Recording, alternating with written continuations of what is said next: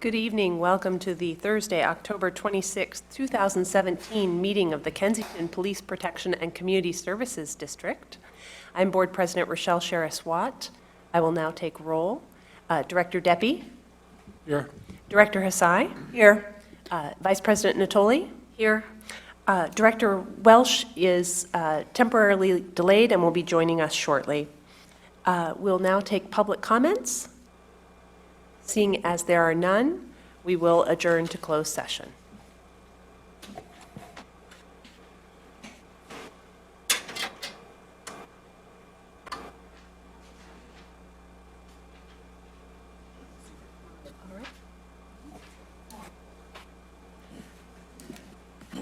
Good evening. It is Thursday, October 26, 2017. Welcome to the regular meeting of the Kensington Police Protection and Community Services District. I am Board President Rochelle Sherris-Watt, and I will now take roll. Director Deppie? Here. Director Welsh? Here. Vice President Natoli? Here. Director Hassai? Here. We are all present and accounted for. We have nothing to report from closed session. And now we have the happy pleasure of welcoming forward Chief Hull to swear in our newest reserve officer, Amit Nath.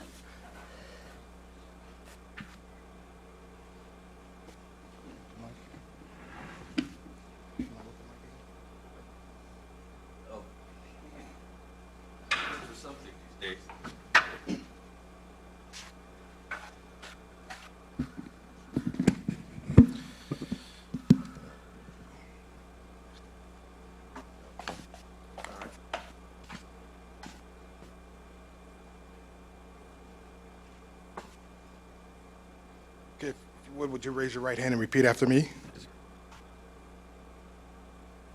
I, Amit Nath, I, Amit Nath, do solemnly swear do solemnly swear that I will support and defend that I will support and defend the Constitution of the United States the Constitution of the United States and the Constitution of the State of California and the Constitution of the State of California against all enemies, against all enemies, foreign and domestic, foreign and domestic, that I will bear true faith that I will bear true faith and allegiance to the Constitution and allegiance to the Constitution of the United States of the United States and the State of California, and the State of California, that I take this obligation freely that I take this obligation freely without any mental reservation without any mental reservation or purpose of evasion, or purpose of evasion, and that I will well and faithfully and that I will well and faithfully discharge the duties discharge the duties upon which I am about to enter, upon which I am about to enter, and during such time as I hold the office and during such time as I hold the office of Police Reserve. of Police Reserve.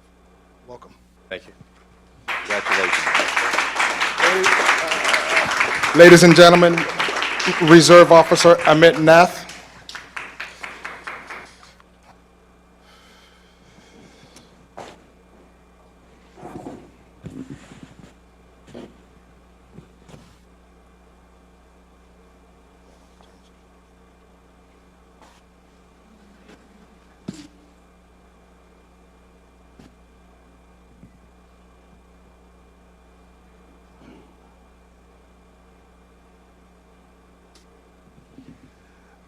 Amit Nath, ladies and gentlemen.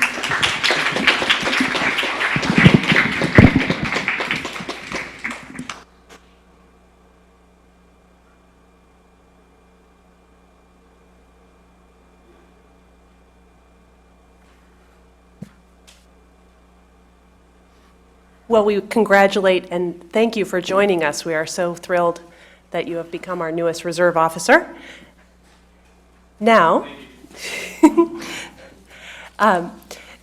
now we had we all know of the terrible fires that occurred in October in the North Bay, and when the call went out for aid, the KPD responded. So we'd like to bring forward to give thanks and praise not only of our own, but of some citizens to Sergeant Barrow, Officer Wilkins and Officer Foley, if he is.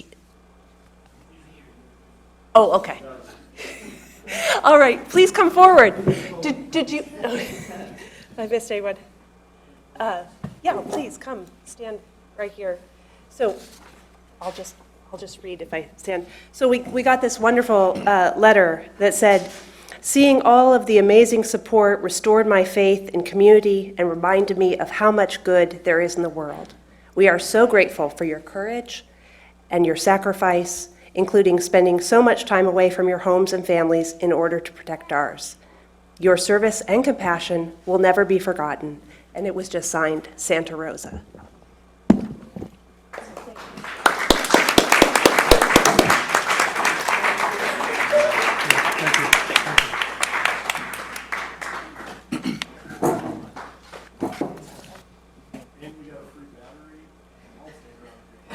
Hey, well. Okay. I'm going to come over here for just a moment,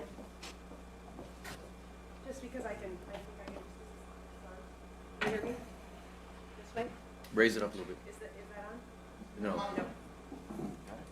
There, it goes to green.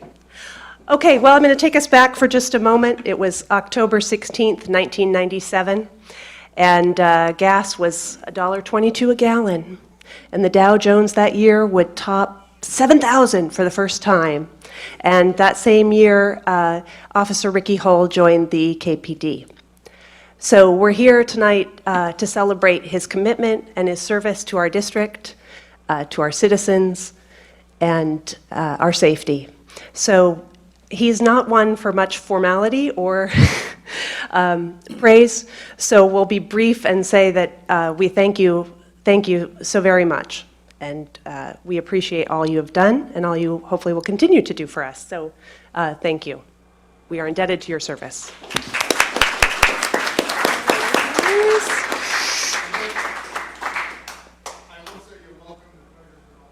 Okay.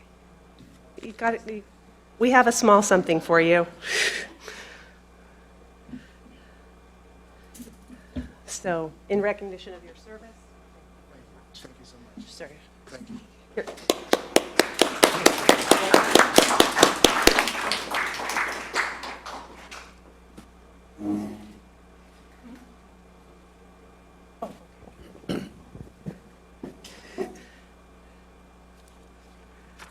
If gas were only still $1.22 a gallon.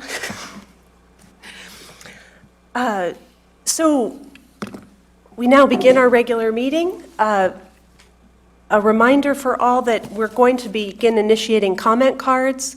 If you haven't filled one out this evening, that's all right. But if you have, that's great. We'll collect them. Perhaps when you come up to speak, but we'll see. We're adopting and making the change for comment cards for public comments, just for smoother execution. All right. We now will start with the public comments. So we'll begin, excuse me, Mr. Bergen, with Paul Moss.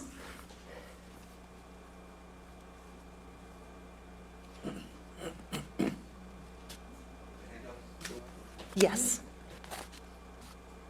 Hi, my name is Paul Moss. I'm a 40-year resident living up Lake Drive. Sorry.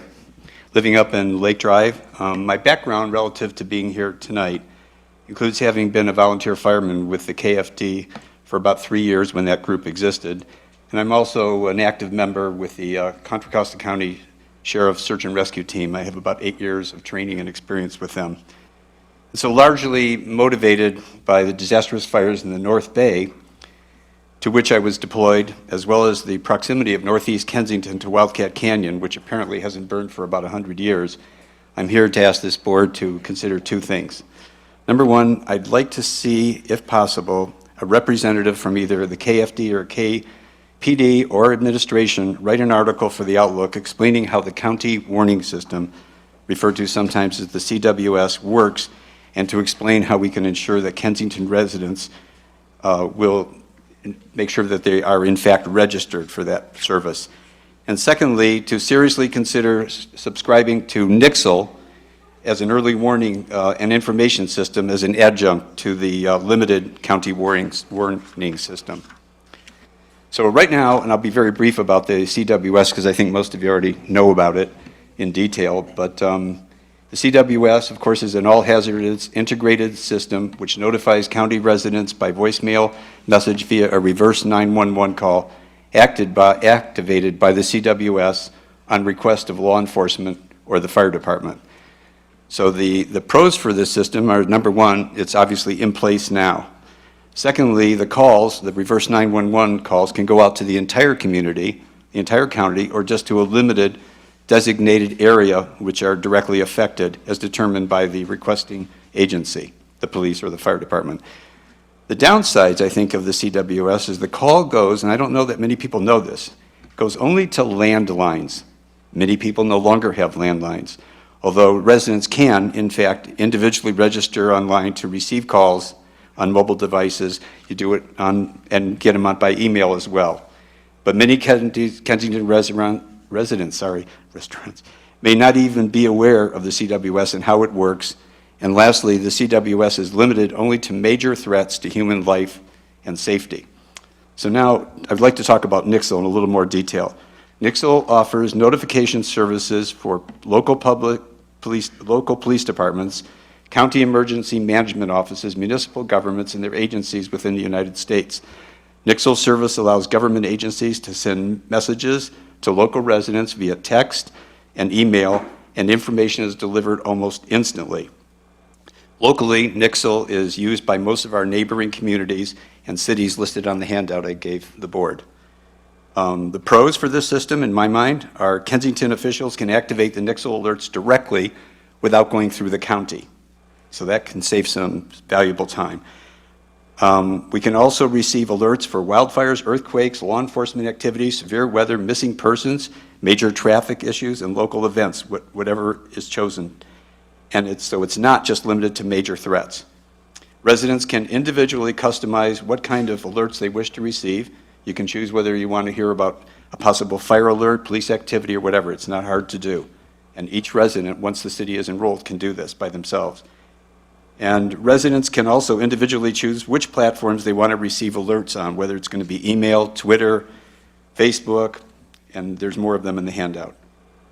If there's a downside to Kensington subscribing to Nixle, I would say only that it's agency-specific, and Kensington, as an entity, must subscribe as a government agency through the PD or the KFD or administration to have its residents notified of Kensington-specific alerts.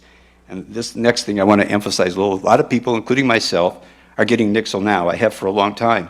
But think about it, all you're getting is alerts from the Berkeley PD, or if you've given them an El Cerrito zip code, you'll get alerts going on in El Cerrito. You never see one from Kensington because Kensington has to enlist or enroll in this program. I think that's really important if we wanted to have a community system. The estimated cost to Kensington very much surprised me when I called. I've talked a couple times to the San Francisco office. They estimate approximately $3,000 a year. That comes down to only about $250 a month. And that's could be a little higher, a little lower, but they assured me it shouldn't be way off from that. So I'm proposing two actions for the KPPCSD. Number one, I would suggest that a community leader, rather than just one of the citizens, somebody with some real clout from the PD, the fire department, or administration, write a brief article for the Outlook to educate Kensington residents on the CWS and especially how to register for text alerts. Again, like I said, if you don't have a landline, the way things are set up now, you're not going to know anything. Lastly, I don't think many people even realize what or would recognize what a call from a reverse 911 call from the CWS would look like. All you're going to see on the face of your phone, if you have a screen, is a whole bunch of zeros. And I've asked a bunch of people, just did a mini canvassing of people. Most people said, and under most circumstances, they wouldn't answer that. They just think it's a junk call, and I don't blame them. 10 years ago, I would have done the same thing. All you see is a whole bunch of zeros. So there is an education element that I think is missing. Lastly, I would obviously consider subscribing to Nixle as a CWS adjunct emergency warning system. Nixle can send out a representative from their San Francisco office to talk to community leaders or give a talk generally and discuss how their system could benefit the Kensington community. And I've given you the contact person, Nathan Russell, and his phone number there. And additionally, I attached a couple of links to articles from newspapers where other communities have successfully used Nixle in a community emergency. And that's about it. And no, by the way, I do not hold any stock in Nixle. Before you go? Thank you very Before you go, Paul, I have a question. Is this something that goes through city police departments rather than fire departments exclusively? From what I've seen, it seems to be the police most of the time. I see. But I haven't seen anything come from Berkeley Fire Department yet. It all seems to be through law enforcement. I see, because I noticed, It has to be. I note that El Cerrito is I guess, a signatory to Nixle, and I'm just, since They we are. have a joint That's one of them. And fire department with them, I'm just wondering if we might, I thought it was the PD in El Cerrito. it might be, that's really what I was El asking. Cerrito PD. Right. I know it's Berkeley PD. I didn't check on all the other communities. Okay, all right, thank you. Maybe because they're cities. Thank you very much. Thank you. How does Nixle obtain the text contact information? How do they get Sign it? up. You yourself as a citizen provide that. Yeah, you have to tell them, basically all you do is actually put your zip code in the phone after dialing 888-777. You put a zip code in, that's what I did, and immediately you start getting messages. My wife But just is did your it. question, what information do the police have to give to Nixle to have Nixle send out the alert? I'm just wondering how the whole connection works between, say the board decides to subscribe. We subscribe as a police department. Then how do we? I think we need to have the Nexel people come and talk to us. Yeah, I'm sure you have to, that's part of the contract and the setup. I know with the county, I found out they have a database of all the phone numbers of everybody that lives in this county that has landlines. And they can actually select which ones it's going to go to. It could be Kensington, it could be just northeast Kensington. They can actually, they can create what they call But geographic polygons. I think what Lynn's question is, what information does the agency need to provide when it wants to send out an alert? That's your question, right? Because there's a lot of concern about a police department having people's personal contact information.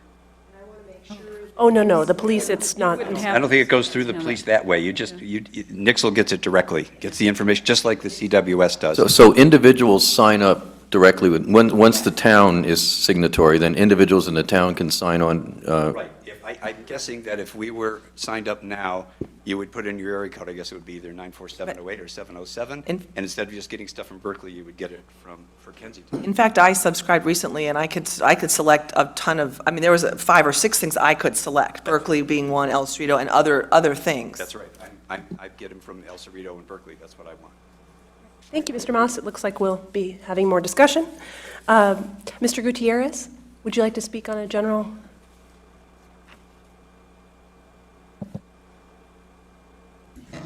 My name is Andrew Gutierrez. I kind of feel like the rabbi who kept going to the Wailing Wall, and every day he would pray for peace. And it went on for years and years and years, and it never occurred. And one day, in frustration, he says, I feel like I am talking to a wall. For 26 years, I've been asking that we have police presence on the Arlington, that we start enforcing traffic laws on the Arlington. There are roughly 6,500 cars that go on the Arlington daily. And when you look at the statistics from the county, you find that the final speed limit that is registered, which is after they slow down, is above the speed limit. I also know that we give very few traffic tickets. Question is why? Now, I'm glad to see that we've appointed a new officer. I'm glad to see that at least one of the officers has returned to duty, and that we're getting up to strength in terms of enforcement. So I've been asking the same question, not in prayer, for 26 years. and nothing happens. It seems that I'm talking to a stone wall. So I would urge the committee to start thinking in terms of how we can get enforcement on the Arlington. And what precipitated my talk tonight was the fact that there was a comment on Nextdoor of an El Cerrito person who was also on the Arlington, who was complaining of exactly the same problem. So what we have is we have a corridor problem all the way from Richmond to Berkeley. And we have become the crossroads of traffic that's going someplace else, but not necessarily to Kensington. So we need to start doing something about that. 26 years of complaint is probably a long time, and I hope it doesn't have to go too much longer. Thank you very much. Thank you. Ms. Deniergard, do you have a general comment? Yes. And then a specific.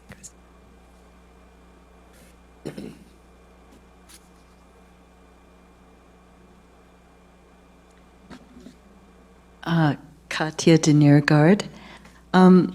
There's been some concern about what our relationship with El Cerrito is around recycling, that several people reported being turned away at the El Cerrito Recycling Center from recycling their fluorescent light bulbs and CVSs unless they paid.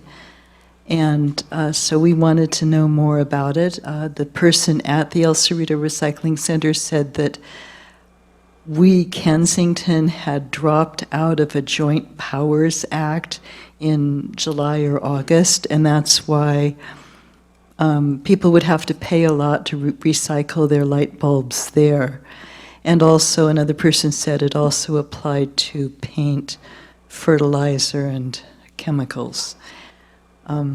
So we wanted to know about that, and there's some concern that people will just throw these things in the garbage because it's become too difficult.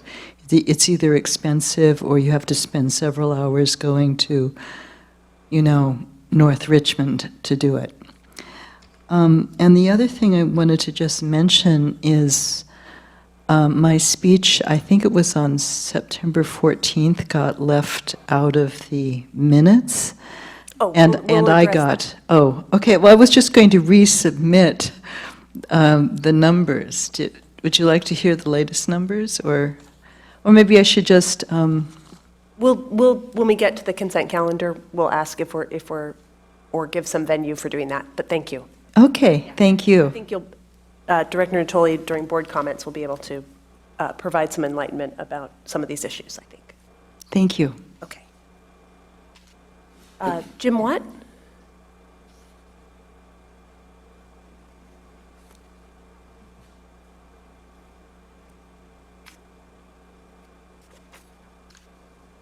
Yes, good evening, Jim Watt. You may have noticed that an individual is not present this evening. Carl Kruger, somebody that I have worked with on the Finance Committee and longtime resident. Carl had acute kidney failure about 2 or 3 weeks ago, and he was hospitalized for 10 days. He emailed me. He says he's now doing well, but he has to go in for dialysis 3 times a week, and he's lacking in energy. So he didn't think that he could come up and raise a ruckus about legal fees or any other thing at this particular point in time. So I just thought I'd let you know that he's not here tonight, and hopefully he'll be back soon. I'd like to comment on the first page of the agenda package, which talks about under number 5, public comments. Again, I think this has been raised by Delk, if I'm not mistaken, about the confusion here, that the implication that during the public comment period, is the only time that you can talk about other issues that are not on the agenda, to include those that are listed on the consent calendar, and that has never been the case before. I believe that that second line should be reworded to say that the public may address the board on any issues not listed on the agenda, because I'm assuming that you're going to be asking for public comments on consent calendar items as a separate issue here. I also, a couple of cleanup items that I noticed when I was looking on the website.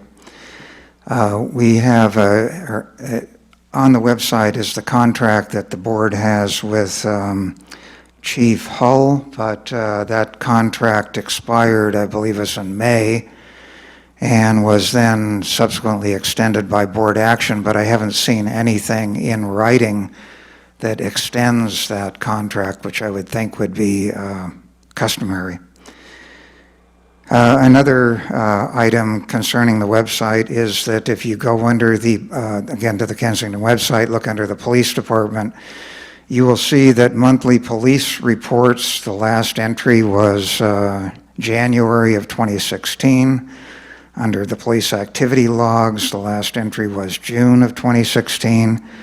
And I think it would be appropriate to have those updated.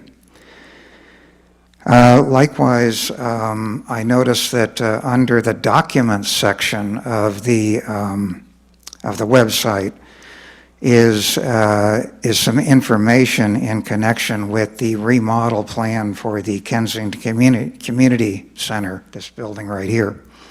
It's actually a somewhat outdated version because they have come up with a new, slightly different version here just within the last couple of weeks. But my point is that I would never have expected to find it under the documents section.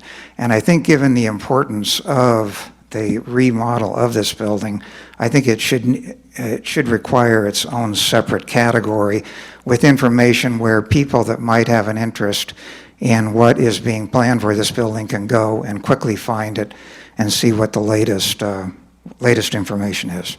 Thank you. Thank you. All right. Now we will take board and staff comment. Oh, I'm sorry, Mr. Braffman? Yes.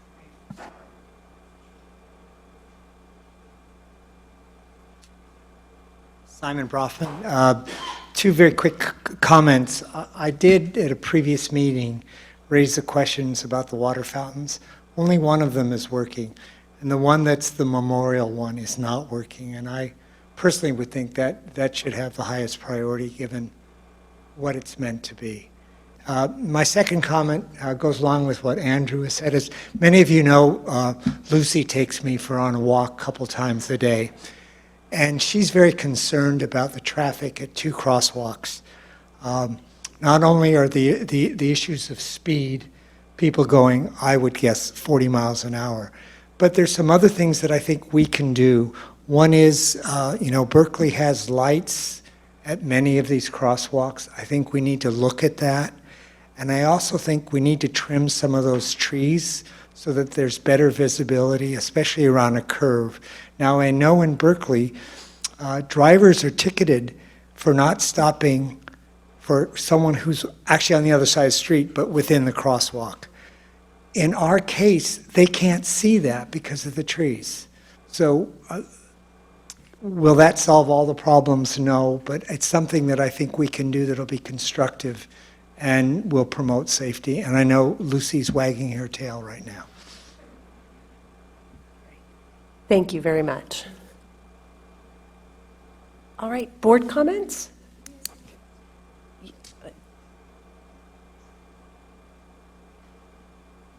Simon, at which crosswalks are the trees a problem so I can contact the county and let them know? The ones that I've experienced is the one at Sunset, the one at Sunset, and then the one that's just south of there. It's not at a curve, but it's where the bus stop is, and it's a slight curve, and the trees, the branches are hanging down, and the cars just can't see anyone trying to cross. And which one did Dr. Gutierrez want to note as well?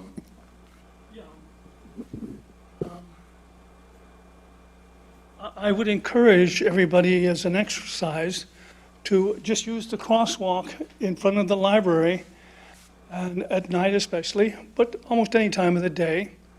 And people are always running that light. They don't understand the difference between the flashing yellow and when it's going to turn red. And so there's an awful lot of ticketing that could be done there. And simply placing the police car there, which is done sometimes, is helpful. But there seems to be a notion that the Arlington really is a freeway. So long as we have that perception in the people who are using it, those sorts of issues are going to occur. So we've already had one person who was killed over here. We've had at least 2 cars that have gone into the lot, the yard just beyond the Andronicos. And there have been other accidents on the freeway. We need more officer presence on those streets, period. Thank you. On the same traffic issue, I had suggested a couple of years ago a few more stoplights. Well, that would be really nice, but just stop signs, particularly at sunset, because I'm trying to turn on there and it's hard to turn around and see it, but a couple of more. And the county says, oh, it will impede traffic. Well, it's impeded quite a bit up at the gas station, and the whole point is to make it smooth and at a 25-mile-an-hour zone. Yes, the point is to impede traffic, and pedestrian safety is more important than impeding the racetrack. Thank you. Thank you. All right, comments from the board? All right, I will. No, I do. Oh, okay, go ahead. I've been approached by a couple of people with the question, why don't we put discussion of the public safety building and the fire district's plans thus far to deal with the public safety building on our agenda for discussion.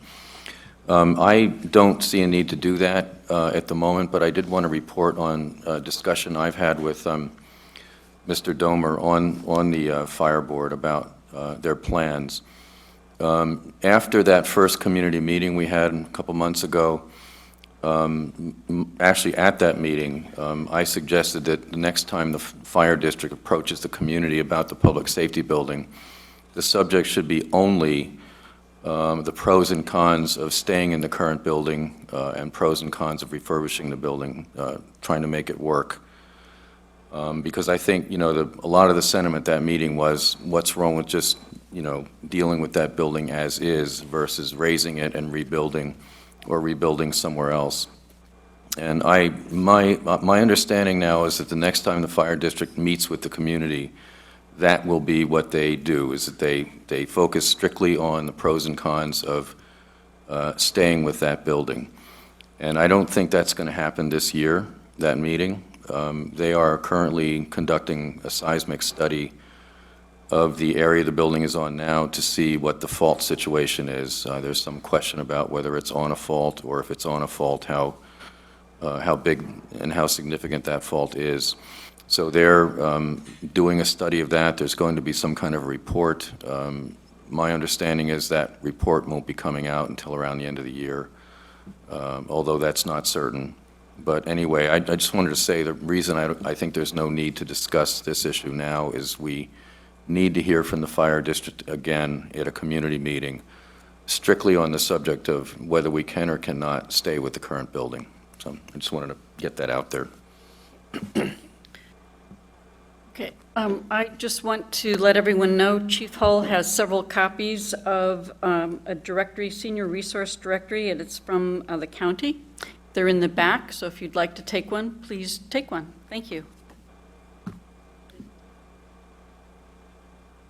I would like to remind everyone that there is a composting workshop this Saturday between 10 and 12. Yes, and it's here. The pharmaceutical drop-off is this weekend. Am I correct? At the public safety building, so please bring medications. And that is also occurring from 10 to 12. And the KCC, Kensington Community Council, is putting on their annual fall parade and picnic on Sunday.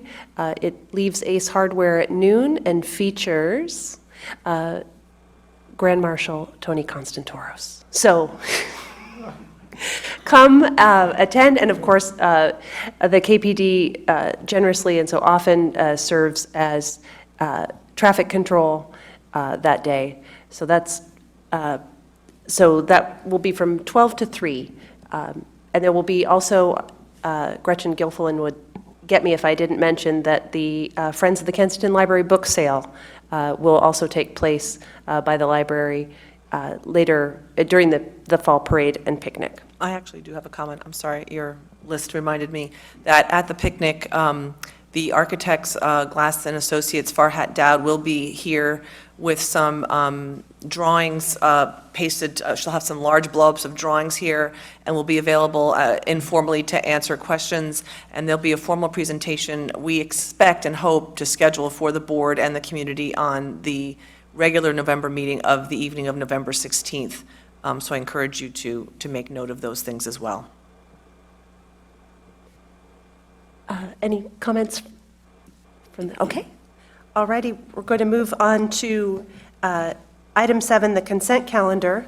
I want to preface this by saying that I intend to pull item A, the minutes from the September 14th meeting, completely off the consent calendar. I know folks have individual comments. I would prefer to contact you and fix those, but if you need to make them now, that's all, I understand, but we're going to do a full assessment of that. I would also like to pull item C and D and item I. Are there any other comments or wishes, other items to discuss? I'd like to pull item F. Okay.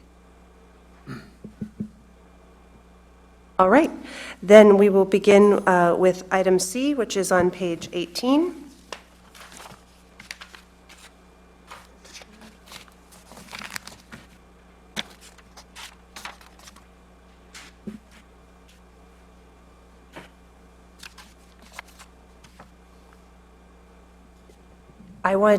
Last evening, the Finance Committee met and discussed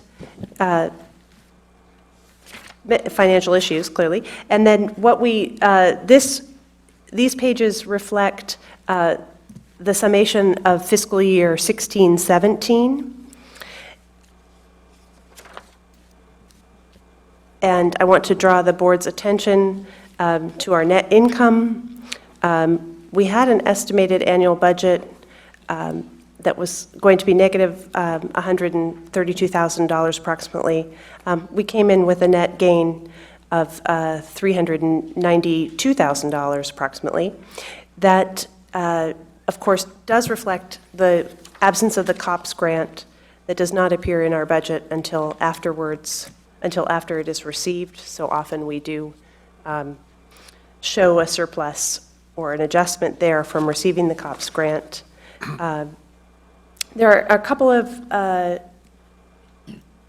changes to make. Are there any, I'm sorry, any other comments on item C? No. Okay, moving on to item D, which begins on page 21. The Finance Committee, would you like to make your comments? If Jim, why don't you come forward and make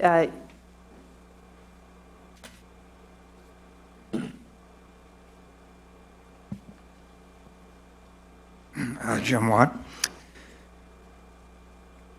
Yes, there was a finance meeting last night, and we talked about things. Our general manager was not present, so some of the questions that I have were not answered.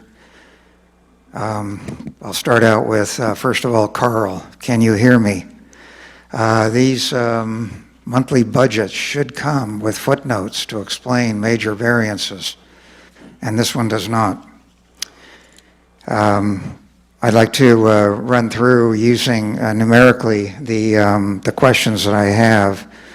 about some of the items on this budget. The first one that I'd like to talk about is, or just reference, I don't want to go into any great detail on it, just to give you my comments, is 427, which is the community center revenue.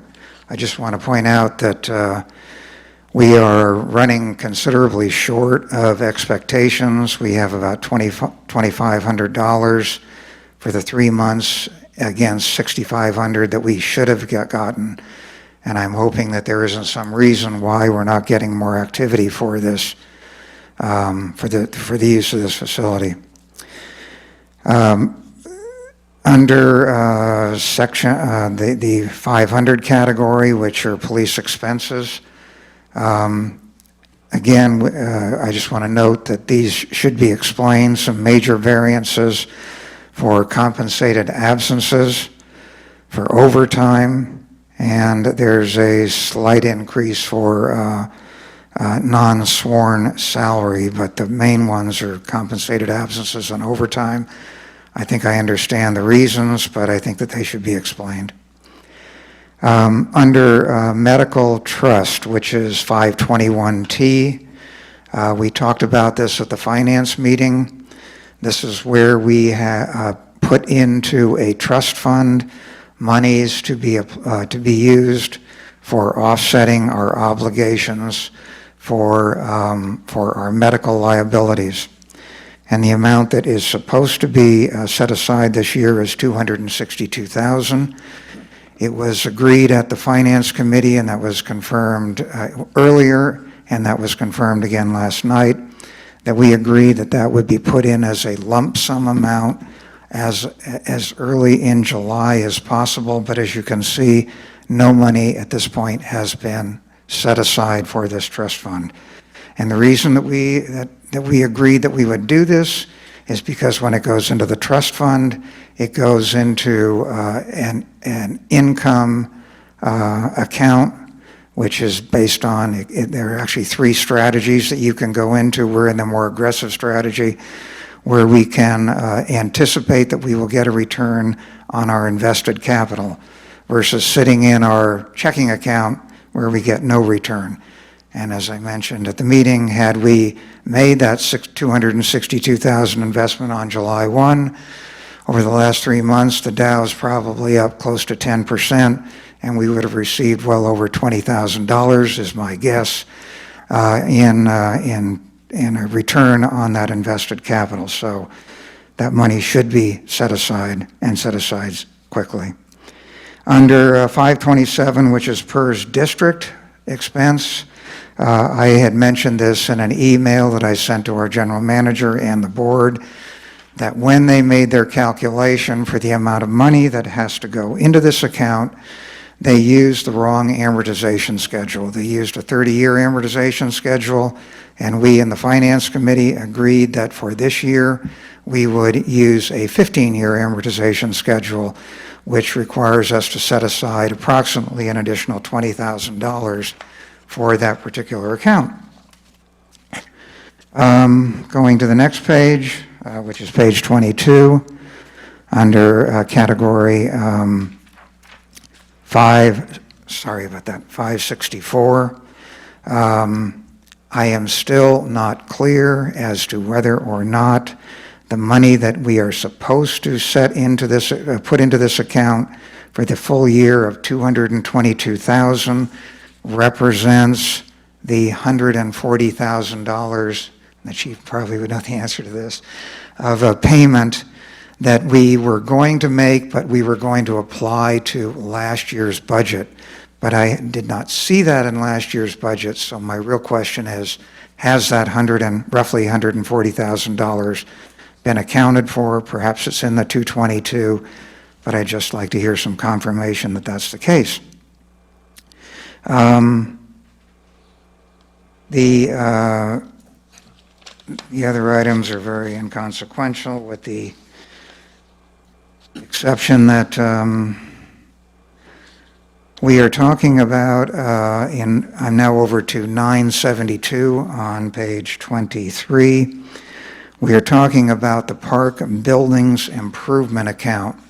This is the money that we felt that we would need in order to meet our obligations for the initial start of construction on the upgrade of this particular building.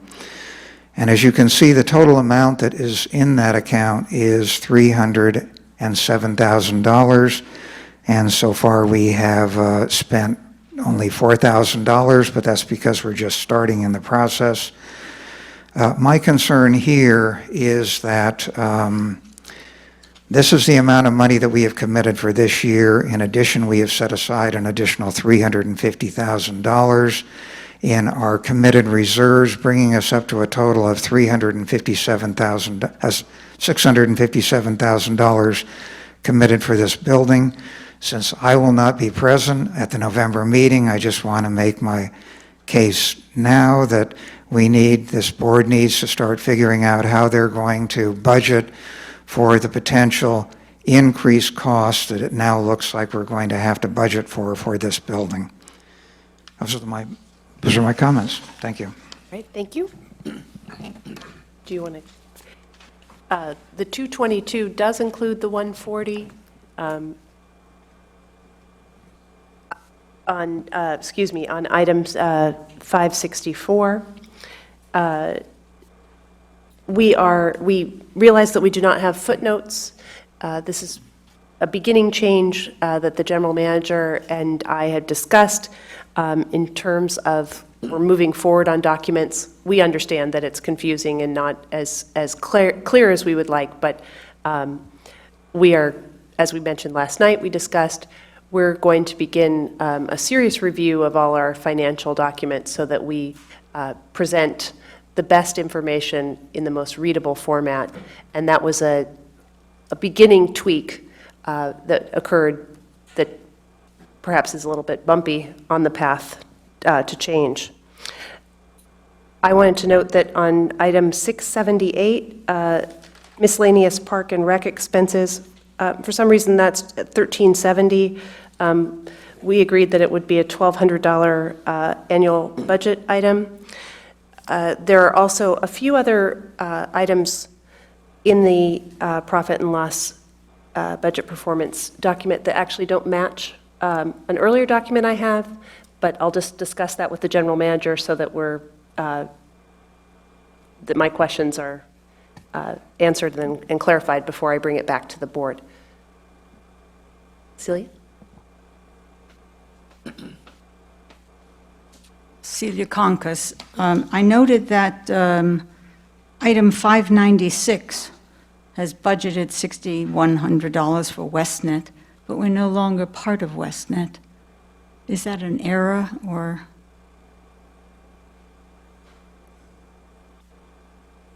That's what we were paying when we were part of it, Westnet.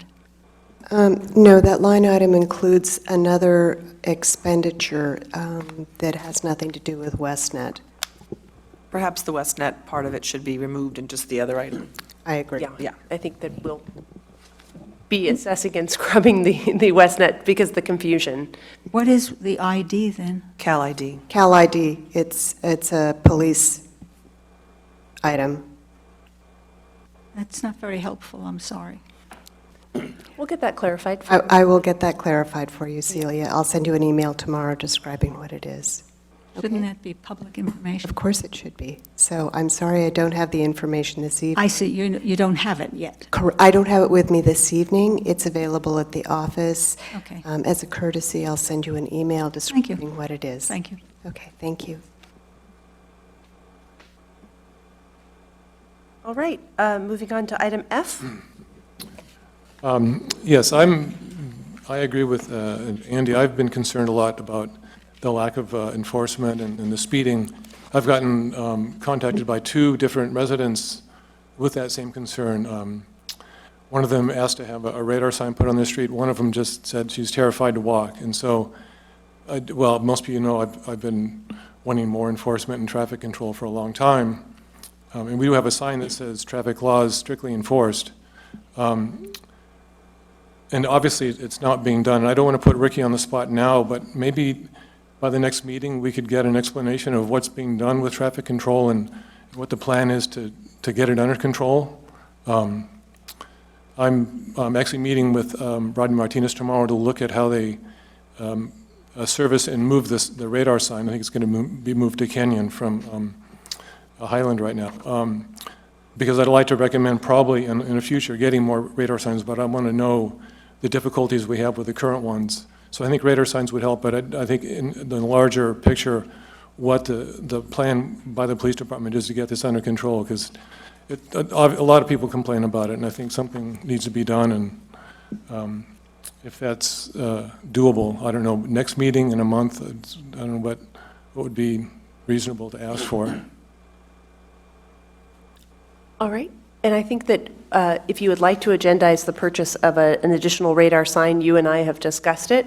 We could perhaps agendize it for future so that we could consider having 3 radar signs rather than the current 2, because I understand that it's rather onerous for the officers to move them. Right, and I talked to the company today, and actually the sign that has the solar panel is not that much more expensive than the movable ones, and so that's why I wanted to see how difficult is it to move as opposed to just getting a couple of permanent ones. You know, I think that's a great idea, but it's kind of a piecemeal thing, and I'd like to see, some kind of a holistic, Well, I would too, comprehensive yeah, plan, right. radar signs, whatever, but, some discussion with the chief about, what plan will actually get us to slow the traffic down, whether it's I more agree, police yeah. on the beat or more radar signs, more speed limit signs, whatever, but just, a real plan.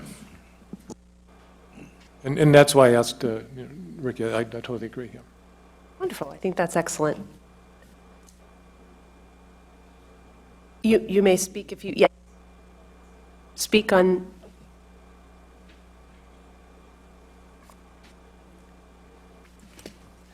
Actually, I thought I heard somebody wanted to pull item E, which is the one I really wanted to talk about. Oh, okay. Item E is I just on- picked one of them. Pardon? I just picked one of the others. Okay. Item E is on page 24 is a summary of patrol statistics for the month of August. And there appears to be something wrong with those statistics, because if you look at page 30, which is the same summary for the month of September, you will see that the total incidents in September were 327. The total incidents for police work in August were 2,510. So I just want to point out that there seems to be something wrong with the statistics shown on page 24. That's all. Okay. Maybe year-to-date or something. Chief Hull, would you like to answer that question? I'm assuming that that's a culmination of the year to date, because our calls for service would, I think, reflect a yearly total.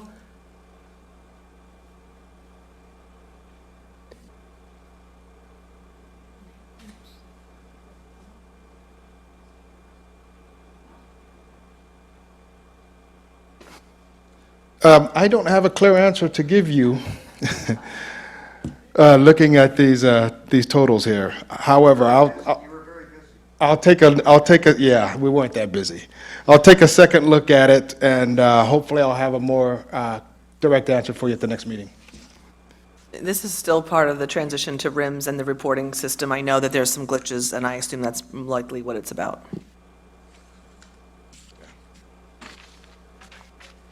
Yes, Mr. Gut, do you want to come so we can, to the podium? Andrew Gutierrez, we should know that the county sets our traffic, the signage, and when you talk to them, you're really talking to a bureaucracy that is unresponsive. And the only way it's going to change is if we team up with El Cerrito, Kensington, and approach the county to gain control of what's happening on the Arlington. Because if they call it Cactus Corner, but I call it Dead Man's Curve. As soon as they hit around that curve, and there's a big 25 on the highway, on the road, immediately the speed goes up to at least 40. So since no tickets are being issued, there's no penalty. And so people, the same people are using this thoroughfare on a daily basis. So long as there are no tickets that are issued, there's no learning. Okay? So, one, county controls it. Two, El Cerrito, Kensington have to get together on it because those are the two big pieces. And enforcement, and that means giving tickets. Now, those tickets, if anybody protests the tickets, then supposedly an officer is supposed to show up at Martinez. Now, how would this change if we were to go to Albany, with Albany? Would they go Albany Traffic Court? Okay. The other thing, when I raised the same issue with the last Chief of Police GM, he said, well, we don't give tickets because it costs too much to go to send an officer to Martinez to defend them. I said, give the tickets, don't show up. That means if they show up, at least there's some learning that they showed up, they spent time, they spent money, they spent distance to get there. So, so long as we sort of kick the can down the road, nothing will change. We need some organic changes in the rules, and some of the things that Chris has been talking about are part of that.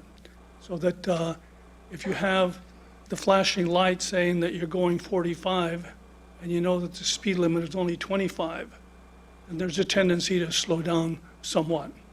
Thank you. Thank you. Yes. Dave Spath.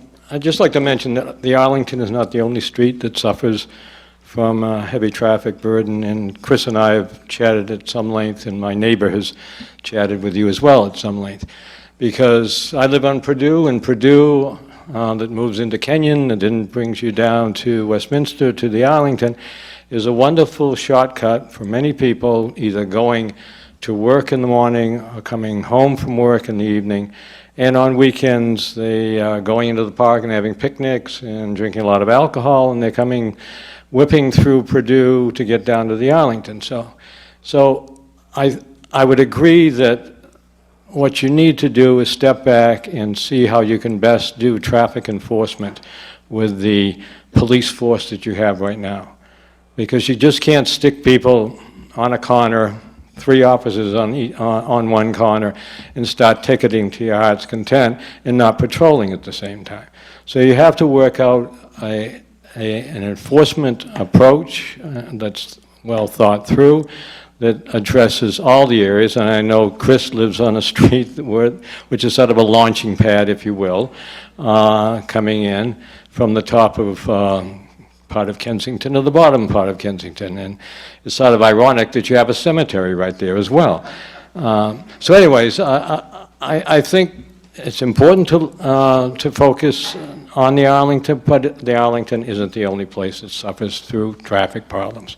And I can tell you, I've lost my side view mirror twice with my old car, which I finally have disposed of, fortunately, because people cannot. You try to put 3 cars in a 1-car lane on Purdue, and people hit and run, they take your side mirror out, and they leave. And so there's a lot to be done, but it needs to be done in a way that's thoughtful and well thought through. Thank you very much. Thank you. Go ahead. Yeah, I hear, that's a lot of the comments that I hear is I've lost my mirror twice, 3 times. I've seen cars run into other cars, and I mean, luckily, those are the only stories that we hear so far, but the danger is sooner or later we're going to hear a really bad story, and so that's why we really need to do something. All right. I just want to say I like that word, comprehensive. Okay, thank you everyone for your comments. I'm going to move to item I. I just want to note yes. No, I'm moving to item I. To page 57, I just want to note that there's a couple of errors on the calendar. The next regular meeting of the KPPCSD is not on November 9th. That has been changed to the 16th. We'll have one regular meeting next month instead of two. And the Finance Committee meeting, it's listed the 22nd and the 29th. That only takes place on the 29th. So I will make a motion that we approve the consent calendar with the exception of item A, items B through J. Second. All in favor? Aye. Aye. The motion passes 5-0. We now move to new business. We have several comments on item C, so if the board will indulge me, I would like to move item C first, if that's going to be all right. Yeah. And we have members of the Kensington Green Group here. Would one of them like to introduce this item? The Kensington Green Group has submitted a letter to the KPPCSD with a request for the adoption of renewable electric energy at district-owned buildings. If you did not, the letter, came late to the agenda packet. There were copies on the far table if you have not reviewed it. Yes, I'm still Katya Deniergaard, and you summed it very well. The only thing to add really is that we're also asking for an endorsement for 100% clean energy, which simply is a statement of intent. And that was originally a part of the Sierra Club's mayors across America committing to 100% clean energy, of which I think it's up to 160 mayors now. And I just found out today from the Sierra Club that Kensington can join this campaign, even though we don't have a mayor, that they'd be happy for President Sheriff Watt to endorse or declare and add Kensington to the cities and towns across America going for 100% clean energy. And as you said, the other one is ask is fairly straightforward, simply to, can you hear okay?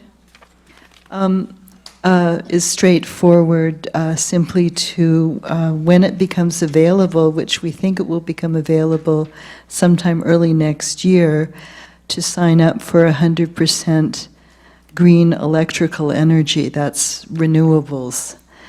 And we're very excited that the county, including Kensington, has joined with MCE, a community choice aggregate, who will be enrolled in, and so everybody can immediately have 50% green electricity, but it takes an extra opt-in to get 100%. So we of Kensington Green thinks it's a super good idea to go for the 100%, which is not much more expensive. I'm really low income, but it's only going to cost me about, an extra $4 a month to get all green electricity.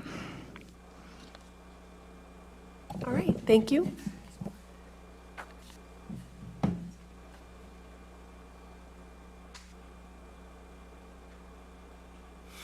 That's fine, Mabry. Thank you.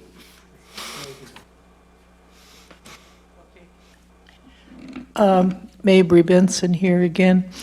I am not at all opposed to the idea of supporting 100% renewable energy, but I do not think we should be making any decision on this matter until we have a better presentation of costs involved. The only number given is, I presume it's an additional cost of $445 a month for an average residential customer for only 55% renewable. This is not the cost for 100%. And, but we don't know if this is for the 2.5% increase or the 5% increase, and is Kensington considered a residential customer? I'm happy that Katya gets a good price because of her circumstances, but I suspect that's not going to apply to us. Note that the commercial customers can expect an increase of 4 to 7%. What is our category, our usage, our current rates, and those compared to averages? We need to see a full table of those possible numbers before we can have a meaningful decision. Thank you. Thank you. So my understanding is that in order to ascertain, we are clearly not a residential customer, that we would need to submit some bills to Marine Clean Energy. You'll never know exactly because, of course, it just depends on kilowatt hour and time of day for usage. We probably do tend to occupy this building in the afternoon, which probably tends to be peak hours. The other, the portion of this that we can decide as a board tonight or in future is for the utilities in this building.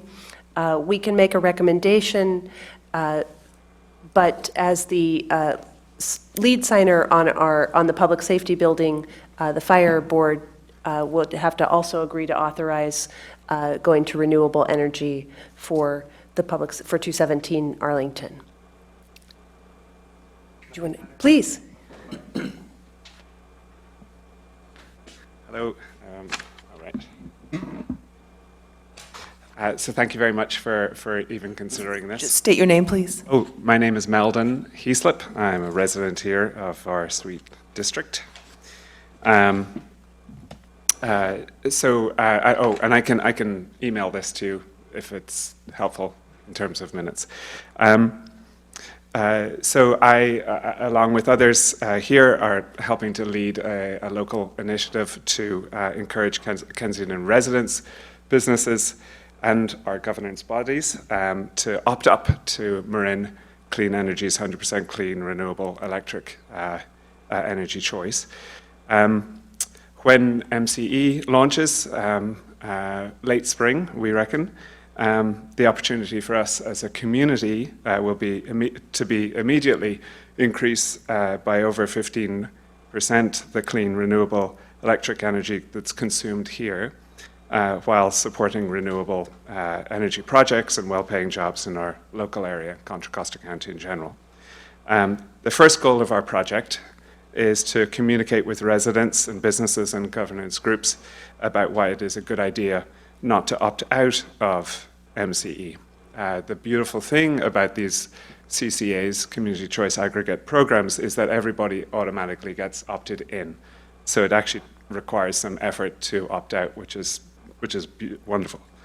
The second more impactful goal of ours is to encourage everybody to opt up to MCE's Deep Green Choice, which is 100% clean renewable electric energy. The effect for our Kensington community would be akin to us installing solar on every rooftop and banks of batteries for when the sun is down, and doing so overnight. It's kind of miraculous. The effect for our wider community, again, be even more local clean projects, the creation of more additional well-paid local jobs. So having your support by pledging to opt up the buildings under your control to MCE's Deep Green, it would really give us a great start. And knowing that you're on board, we can approach the KFPD, local businesses, with greater confidence as we ask them also to opt up to Deep Green. And the same goes for residents that we'll be reaching out to over the next few months. The definition of something that's feasible, it's possible to do easily or conveniently, and though it sounds nuts, having our entire Kensington community transition to 100% clean, renewable electric energy in 2018 is actually entirely feasible. It's possible to do easily and conveniently. Thanks very much. Thank you. So I'll let the board know that the Finance Committee considered this item last evening, and they agreed that it reflects the endorsement of 100% clean energy, reflects the values and the position that the Finance Committee believes that Kensington should take. there further comments? I just wanted to say that I believe also that this is reflective of the majority of the value of the community, but I think we do have an obligation to just get some more specific information before we can actually, make a solid, motion on it. So I hope you'll understand, we just have a duty to everyone to get that analysis done with our past PG&E bills, send them to Marine Clean Energy, have them let us know what the expected change might be. I also want to point out that one of the benefits of the proposed renovation of this building, one of the requirements is increased energy efficiency. It's a state law, given the proposed renovation of the size we're contemplating. And so I expect that we will actually be doing better in the future on this building, but we should certainly go off of what we know from past PG&E bills. So I also support this effort, but I do believe that based on the Finance Committee's comments yesterday, and also just as I would expect folks would want us to do, we need to get that information. I would like, ask General Manager to work with staff to make that happen, and then report back to us on what the Marine Clean Energy assessment or an analysis of our previous bills shows us, so we could make a final, take up the issue more definitively. Does that seem to reflect the will of the? I agree with that. Okay. I think we need to be able, if we're going to vote for something, we need to know exactly what it's going to cost folks. All right, but may I parse this into two motions? My suggestion is that we do agree that we will not opt out of going to Marine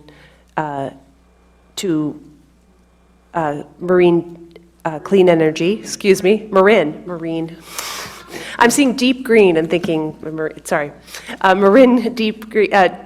Clean Energy. That has been endorsed by the county supervisors and was spearheaded by John Joya.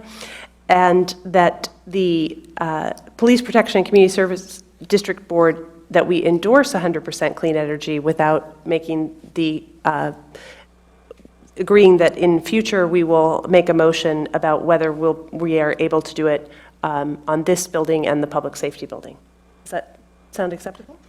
What does it mean to endorse 100% clean energy? I believe that In effect, then we will present our name perhaps as President KPP Board on the Sierra Club, that we endorse clean energy and the move towards.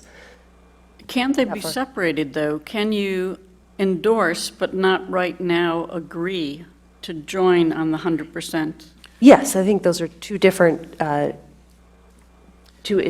issues. We could theoretically, personally, it's just my opinion, but I think it would be good to do this as one decision where we come back with the, if we're going to go toward full participation, endorsing all that, it'd be with one decision, we don't piecemeal it.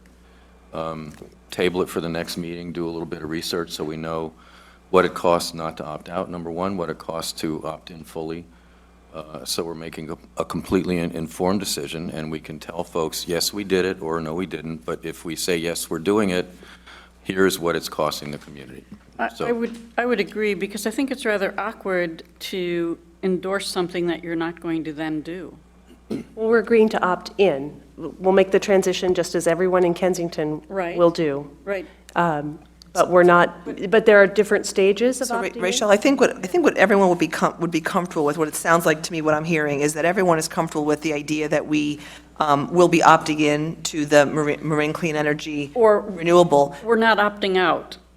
Correct, okay. But I don't think anyone's comfortable yet acting on the 100% green until we can do that together with the information. So I think we want to give some forward momentum to the Marine Clean Energy effort, and so we're not going to opt out. Well, I'm saying something a little different. I think if it's not going to hurt, I don't think it will if we table this till the next meeting, but that we make no decision now. We come back with a full decision next time, and I anticipate we'll be going full bore, but with, information about what it costs. I think that's responsible government.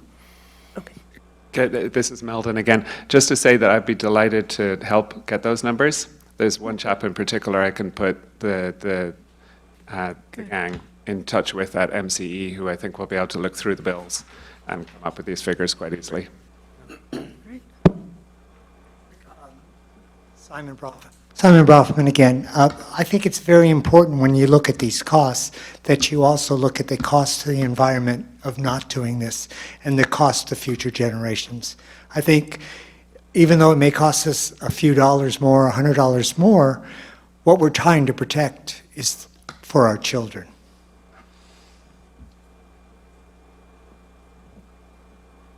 All right, so would we like to make a motion? Someone like to make, or are we tabling this item? I think the consensus is we're going to table. All right, Get to it as fast as we can. We're going to have a very full agenda in November. Yeah, we're a little bit concerned about getting through everything, but we will Well, I'm actually hoping this will be a fairly short item next time around. We'll just have some information to go with it. All righty. And I'm sorry, Simone, did you want to speak as well? We didn't. Okay. Okay. Please, Katya, if you would like to come forward.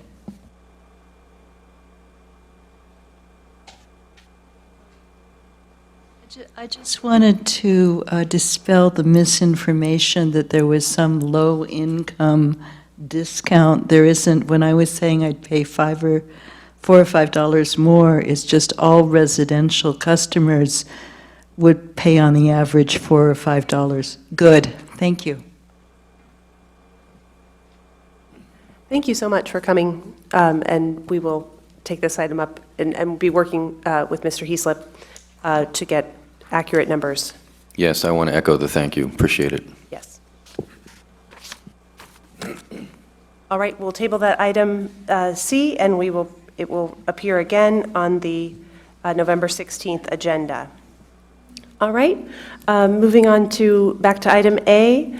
The board is going to review and discuss the execution of an MOU between the Kensington Fire Protection District and the KPPCSD to provide a Firewise demonstration garden in Kensington Park. This appears on page 59 of your agenda. Director Hasai, would you like to introduce this item? Sure. Or I'm happy to. This is a culmination of a couple of years' worth of work that began long before I joined the board.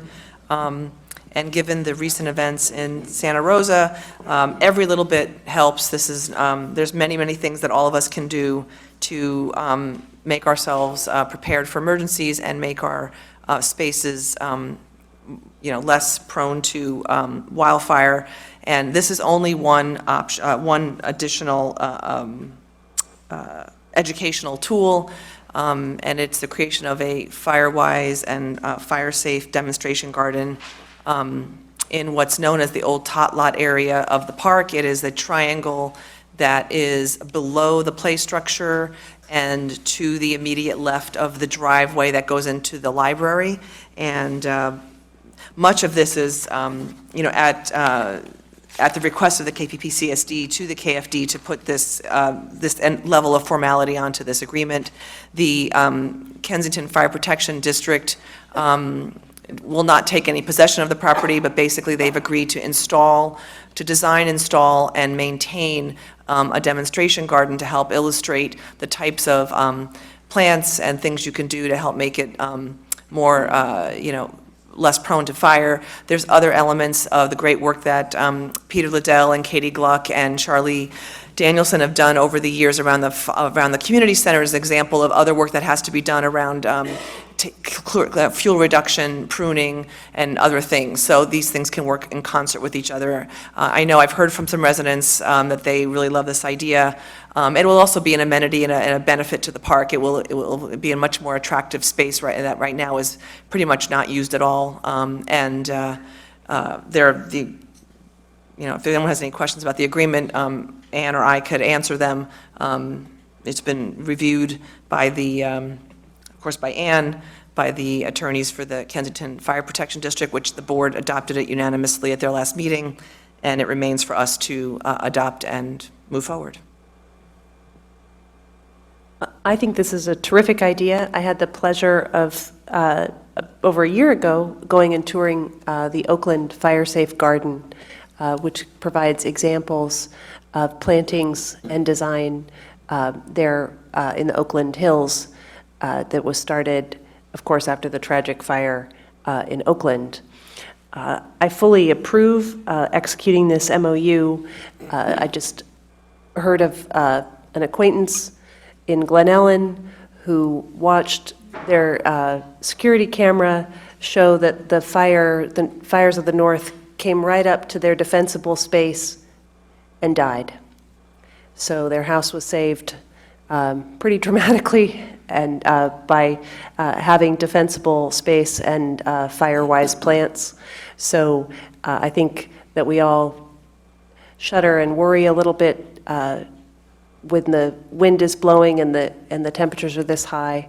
So I think that having this example, especially in a place that the community passes by regularly, hopefully not at 40 or 50 miles an hour, but a little bit slower, and can review and apply those ideas to their own yards and homes is really fantastic. I think the location is a terrific location, and I'm looking forward to seeing it as well. I've had a lot of experiments in my backyard with native and Mediterranean plants, so I'll be really curious on the selection of plants as well. I think it's a great idea. No argument here.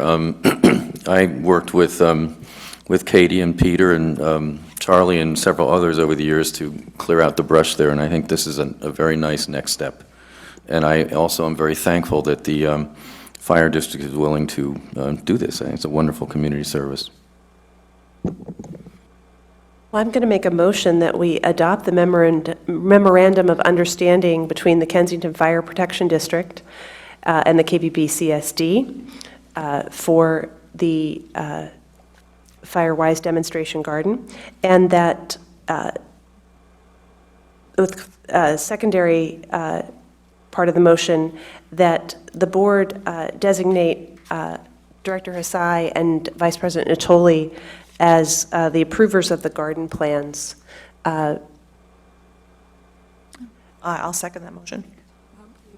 Point of clarification? Yes. Perhaps you'd like to have the board president authorized to execute the agreement? Oh, yes, that one, and also that the board to execute the agreement. A second? Sorry. I'll second, yeah. Okay. All in favor? Yes. Aye. The motion passes 5-0. And my prejudice was all towards their green thumbs on that side. Moving on to the last item of the evening, of the resolution authorizing the general manager to execute the documents relating to district employees' PERS benefits. This is on page 70 of your agenda. Stanforth, would you like to present the item? Yes, Board President. Just briefly, there are certain documents that are in their nature routine that the district is required to execute as part of providing our public service, our public safety employees with their benefits under the CalPERS program. CalPERS requires that the district board or their official designee execute these documents. As a practical matter, it's very difficult to have these documents come before the board because they require findings that rest on evidence that may not be made public. Also, since the board only meets once or twice a month, it can considerably slow down the process, during which period of time the employee may still be on payroll rather than receiving their pension benefits. So for both of those reasons, I recommend that the board consider this resolution, which would provide the general manager with the authority to execute such documents as PERS may require be executed by the district. Once we provide them with a certified resolution to that effect, they will accept his signature rather than require that these matters go to the board. Any comment? I think we're guessing that we're all in agreement that this is a sensible and economic move. Say we go for it. All right. We'll make a motion. Would you like to make the motion, Eileen? No. Sure. I make the motion that we approve the resolution authorizing the general manager to execute documents relating to district employees' PERS benefits. Second. All in favor? Aye. Yes. The motion passes 5-0. All right. That concludes our evening. We thank you so much for coming. Our next regular meeting will be November 16th. We may have a bit of an early start because we do have an action-packed schedule. So look for the agenda. So I make a motion that we adjourn. Second. All right, all in favor? Aye. Aye. All right, we adjourn 5-0.